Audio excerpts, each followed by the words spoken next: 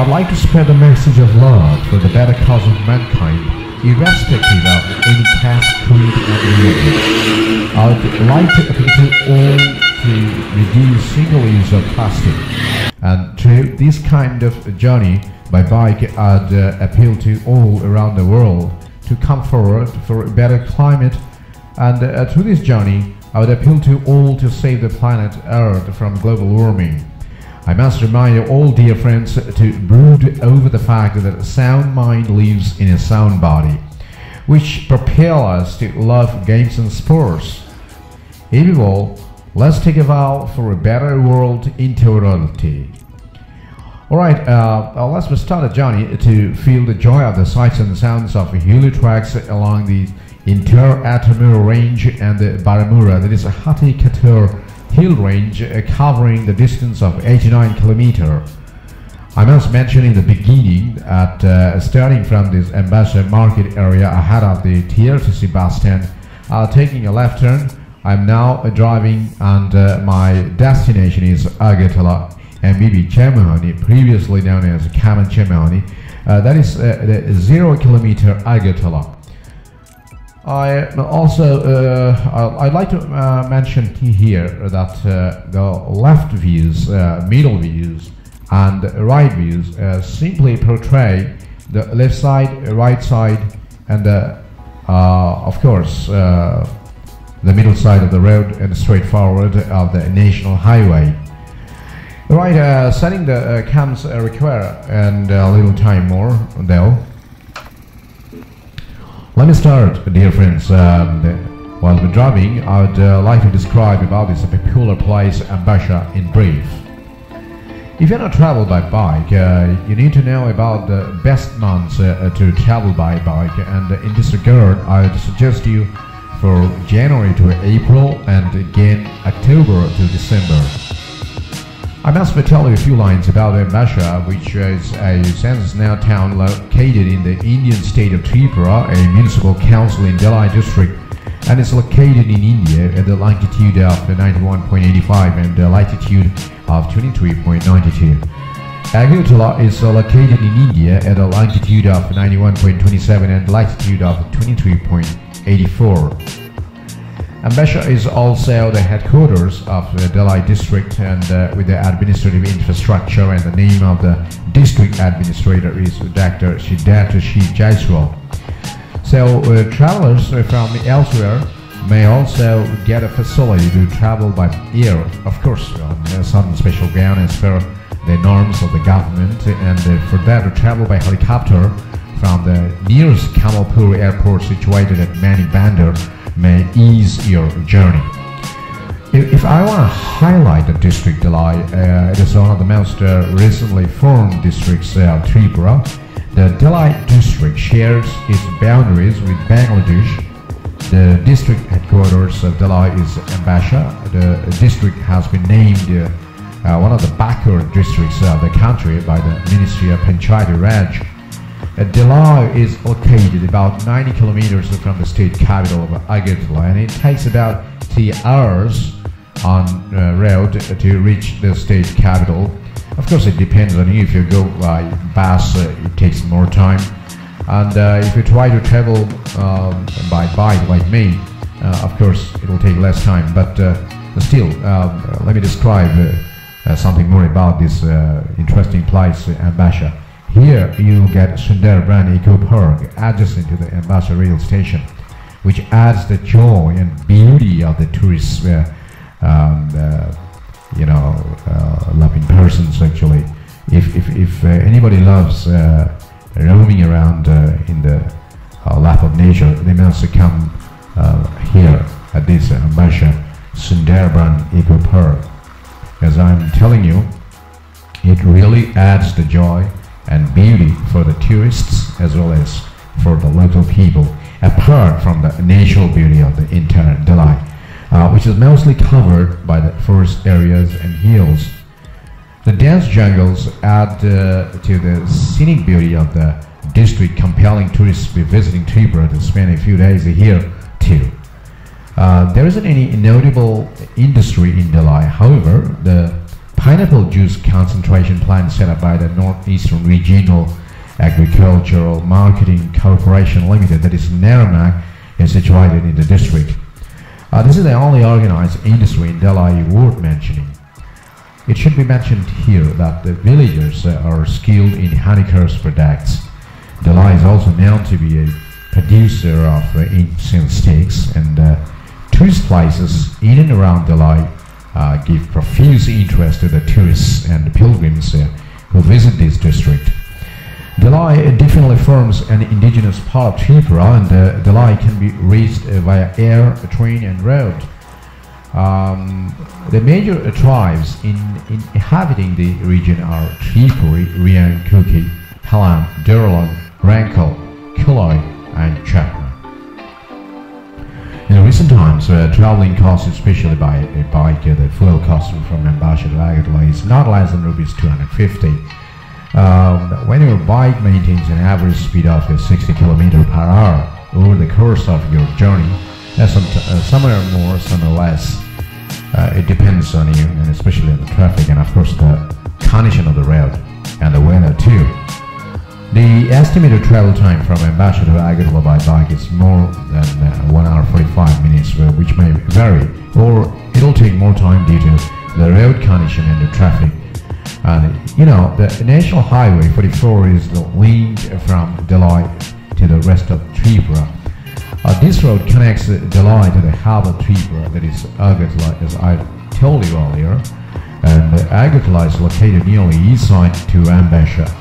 The given east direction from Ambassador is only approximate, and here in my description, and while riding your bike, you can find in road hotels, tourist spots, picnic spots, petrol pumps, and various other places. While driving my bike, I'd like to recollect that this Delhi district was created in 1985 by bifurcating North Tripura district and including a part of the Manipur subdivision of the South Tripura district. It was created keeping in view the administrative exigency of providing development and good governance to the largely tribal and inaccessible areas. The district is named after Dela River, which originates in the district itself. And in the northeastern part of Tripura, the district covers an area of about 2,426 square kilometers. It is mainly between two hills, Asramura Range and Shakan Range. More than 70% area is hilly and forest covered. The terrain is mostly undulating and hilly with small water streams, with charas, rivers and fertile valleys intervening. Major rivers originating from Delhi are Delhi, Kawai, Gomati and Manu. Major hills are Asramura, Laitarai, Kalachari and Pas Shakan. The district falls in the seismic zone of 5 of India and is prone to landslides, thunderstorms and lightning strikes in summer and the rainy seasons. One must be cautious about the climate too while riding in a bike. The district has a tropical climate with hot and humid summers, a prolonged rainy season and warm winters. Rains are frequent in March and April. The maximum temperatures in summers and winters are 36 degrees Celsius and 28 degrees Celsius respectively. This year, I mean in 2023, the maximum temperature has been increased marginally, and I remember Greta Thunberg with regard to global warming, deforestation, etc. The minimum temperatures in summers and winters are 17 degrees and 5.3 degrees Celsius respectively. The district has a Zonal Tripura Tribal Areas Autonomous District Council headed by a Zonal Development Officer. The police department is headed by a Superintendent of Police. Sub-jails are in Kamalpur and Ganachara. The subdivisions are headed by a subdivisional magistrate and collector who is in charge of revenue, elections, land records, birth and death registration, tribal welfare, and law and order. There are 2 municipal councils at Ambasha and Kamalpur, and 137 Gram Panchayats under government of Tripura. or village committees under TTADC, headed by a chairperson. At the rural development, it is RD block level and the block advisory committee, and the Panchayat Samiti, headed by a chairperson. Zilla Parishad is the apex institution at a district level, headed by a Sabadipati.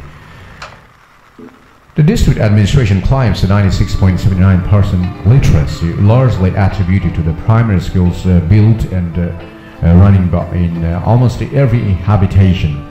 When militancy was rampant in the district and FSBI, that means APSA, was in force, traveling on the highway happened in the batches with patrol squad of paramilitary forces on the end of the motorcade.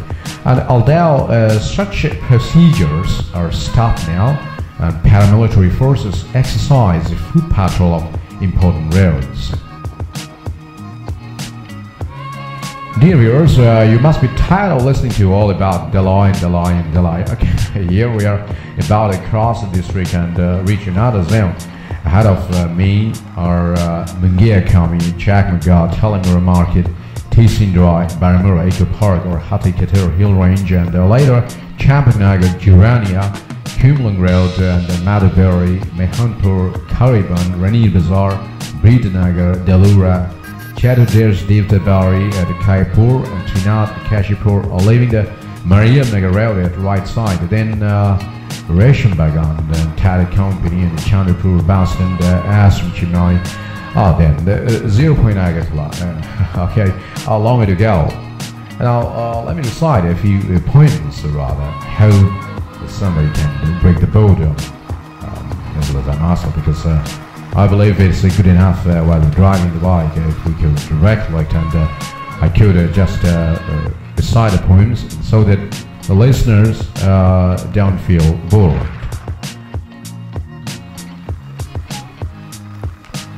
In the beginning, I'd like to just read out a few poems on traveling, and my first poem is The Rime of the Ancient Mariner, is composed by Samuel Taylor Coleridge. The wedding guest sat on his town, he cannot choose but hear, and thus speak of that ancient man, the bright-eyed mariner. The ship was chilled, the harbor cleared, merely did we drop below the curve, below the hill, below the lighthouse top. The sun came up after the left, and out of the sea came he, and he shone bright, and on the right went down into the sea. Alright, so written in 1797 to 98, this is Coleridge's most famous poem. It first appeared in lyrical ballads. The idea of killing an albatross bringing bad luck on the crew of a ship appears to have been invented in this poem, as there is no precedent for it, and the albatross idea was probably William Wordsworth's, not Coleridge's. Means Wordsworth got the idea of the albatross killing from a 1726 book, A Voyage Around the World by Way of the Great South Sea by Captain George Shelby. The poem is one of the great narrative poems in English, and with the old mariner recounting his story with his hardship and tragedy to a wedding guest, variously interpreted as being about guilt over the transatlantic slave trade, about Coleridge's own loneliness, and about spiritual salvation. The Rime of the Ancient Mariner remains a challenging poem about a journey whose lessons the ship's crew and we as readers continue to learn from. Right, now it's a Robert Browning poem, How They Brought the Good News from Uganda to us. I sprang to the starp and the jarison he. I galloped, galloped all three. Good speed, cried the watch as the gate bells undrew. Speed, echoed the wall to us galloping through. Behind shut the postern, the lights sank to rest, and into the midnight we galloped abreast. So, beginning with a wonderfully rhythmical lines, I sprang to the stirrup and jarries and he. I galloped, dark, galloped, we galloped, all three. But this poem describing a horse ride to deliver some important news, although we never learned what the news actually is. Instead, the emphasis is on the journey itself, and with the sound of the galloping horses, excellently captured through the meter of the verse. And this poem has a notable climb to the fame in 1889. It became the first poem, and spoken by the author, to be recorded on a phonograph when Browning recited half-remembered words from the poem into an Edison phonograph at a dinner party. Dear viewers, you're watching three-dimensional views of Ambassador Agartala via Atamura, Baramura. This is Hadikadu Hill Range, and the destination is Agartala, capital of Tripura, India. Now I'd like to read The Nightmare Note, that is by Chalmdley Pennells. Now then, take your seats for Glasgow and the North. Chester, Kersley, Holyhead, and the Wildford afore. Clap on a steam and serve the world, you man in scarlet cloud. Are there any more passengers for the night mail to the north? Are there any more passengers? Yes, 3, but they can't get it. Too late, how they below and not. They might as well try to soften the rock as the herd of that fellow in green. Alright, before WA's audience, a more famous night mail poem from 1936, there was this poem, and its full title is The Night Mail, not Euston Square in 1840. 1840 being the year the penny post was introduced in Britain, and the panel captures the snatches of the conversation on the train as it prepares to embark on its long voice nerve, and the passengers settle down for their journey in this skillful piece of what we might call documentary poetry. Right, dear viewers, now the name of the next poem is Our Journey Had Advanced by Emily Dickinson. Our journey had advanced, our feet were almost come to that odd fork in being's road, eternity by turn. In many of the best journey poems, the journey is a metaphor for something greater, and this is certainly the case in this Emily Dickinson poem. And what journey is greater than that from life into death and mortality into eternity?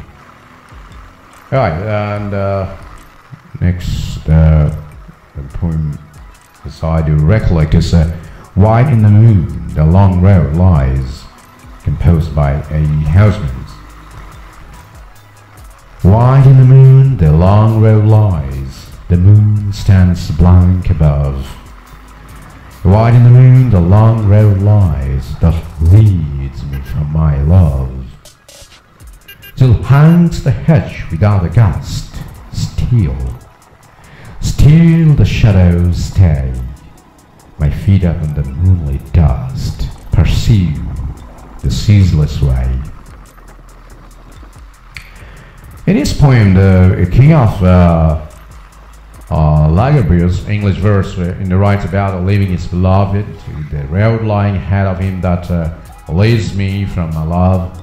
And although he trusts that the same road will eventually lead him back to his love, and first he must travel far away. The next poem of W.E. is the Sailing to Byzantium. There is no country for old men, the young, in one another's arm, birds in the trees. Those dying generations at their song, the salmon falls, the mackerel crowded seas, fish, flesh or fowl, coming all summer long, whatever is begotten, born, and dies, called in that central music all naked, monuments of unaging intellect. So W.S. wrote selling to Byzantium in 1927 when he was in his early 60s, and the poem sees the youth speaker announcing that the country is left behind is no country for element. Below, the speaker felt out of place there, and so he's making a journey, that is a pilgrimage to the ancient city of Byzantium, which can be read as a symbol for his yearning for spiritual meaning. The poem then is about a spiritual journey and renouncing the hold of the world upon us in order to attain something higher than his physical or sensual. Alright, so the next one is of the dear Lawrence, Ship of Death. Now it is autumn, and the falling fruit, and the long journey tears oblivion. The apples are falling like great drops of dew, to bruise themselves and exit from themselves. And it is time to go, to bid farewell to one's own self, and find an exit from the fallen self. So, a poem of angst and death, the Ship of Death, uses the metaphor of a journey to invoke the idea of self-discovery. The poem involves the poem's it's a speaker calling for the reader to prepare a ship of death, the fragile ship of courage, the ark of faith, to transport them to oblivion, traveling from the old self to the new. I like to recite that name. Another poem. The name of the poem is Whitsun Weddings, and it's composed by Philip Larkin. It's better to talk about the poem rather. And this poem, the title poem in the poem Larkin's 1964 collection, describes the journey from Hull to London on the Whitsun weekend, and the wedding parties that are all Larkin sees climbing aboard and the train at each station, actually inspired by a train journey from Hull down to Leicester in the Midlands. The Whitsun weddings captures the hope and the togetherness these wedding parties symbolize, although the poem can also be read in a less optimistic way. Next, one of my favorite poems, that is Stopping the Woods on a Snowy Evening. This is indeed a great poem, a very mind-blowing and message-yielding. Stopping the woods on a snowy evening by Robert Frost. Whose woods these are, I think I know. His house is in the village there. He not seen stopping here to watch his woods fill up with snow. My little horse must think it queer to stop without a farmhouse near, between the woods and frozen lake, the darkest evening of the year. He gives his harness bells a shake to ask if there is some mistake. The only other sounds the sea of easy wind and downy flake. The woods are awfully dark and deep, but I promise us to keep, and miles to go before I sleep, and miles to go before I sleep, and miles to go before I sleep. Right, so the next bit I'd like to talk about, a very historical part of Indian literature and sentimental ground that potentially and storyline as it goes. I like to describe, I like to talk about it now at this time when I'm writing by. The story of a young boy Apu and life in his small Indian village. His parents are quite poor His father, Harry Hare, the writer and poet, gave away the family's food archer to sell his brother's debts. His sister Durga and an old aunt also still lives with them. His mother Shaboja bears the brunt of the family's situation. She scrapes by and sells her personal possessions to put food on the table and has to bear the taunts of her neighbors as the Durga is always stealing fruit from their orchard. Things get worse when Harihar disappears for 5 months and Durga falls ill. Even after Harihar returns, the family is left with a few alternatives. Right, so another thing I'd like to talk about here is Rabindranath Tagore. So I traveled the old road as it relates to travel to innocence and freedom, where the old tracks are lost, a new country is revealed with its wonders, writes Rabindranath Tagore. The Nobel Award-winning renowned poet, painter, essayist, novelist, dramatist, and songwriter whose birthday is celebrated across the world on 7 May, is a great traveler too. And in real and imagination, of course, on the occasion of his birth anniversary, we often dig into how the bird of Bengal relates this travel to innocence and freedom and carefreeness. And in this particular poem, I traveled the old road. Right, so William Blake, a noted English poet, says in Songs of Experience that experience is the death of innocence. The more we are experienced, the more we lose innocence. Though in experience itself, travel is an exception to Blake's view. Travel is the only learning experience that makes people as innocent, free, and thoughtful as a child.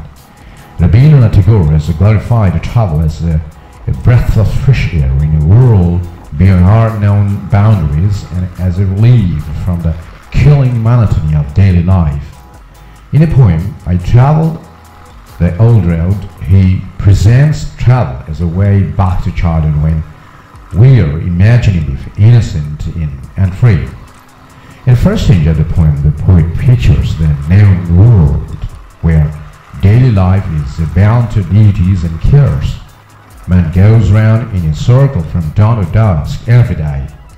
There seems no escape from the cares and worries of day-to-day life.